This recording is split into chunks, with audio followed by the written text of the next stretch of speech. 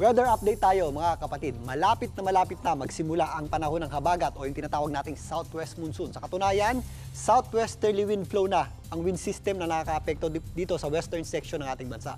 Ang southwesterly wind flow po ang term ng pag-asa kapag pasimula na ang habagat o yung ating southwest monsoon. Pero halos parehas na po yan ang katangian ha. Ito po ay warm at moist na hangin na nanggagaling sa timog kanluran na siya pong nagdadala ng matataas na tsansa ng pag-ulan at mga posibleng thunderstorms, particularly dito sa western section ng ating bansa.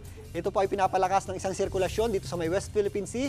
Aakyat po itong sirkulasyon ito at dudugtong doon sa tinatawag nating frontal system. At mananatili po yung southwesterly wind flow na makakaapekto sa ating bansa in the next few days hanggang sa susunod na mga linggo pa.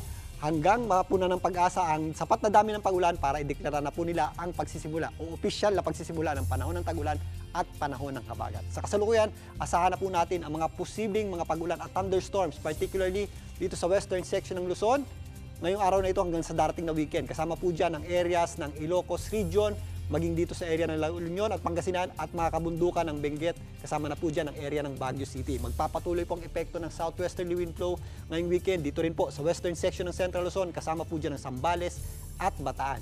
Dito rin po sa Metro Manila, mas mapapadalas na po yung tinatawag nating afternoon showers at thunderstorms, lalong-lalo na po sa darating na weekend. May mga posibleng scattered at kalat-kalat na pag-ulan din tayong mararanasan dito po sa mga areas ng Mimaropa, kasama na po dyan ang area ng Romblon, maging dito sa areas ng Western Visayas, kasama po dyan ang mga isla ng Panay at Negros. At yan muna ang latest sa ating lagay ng panahon. Muli, ito po ang inyong weather frontliner, Alvin Pura, na laging may panahon para sa inyo.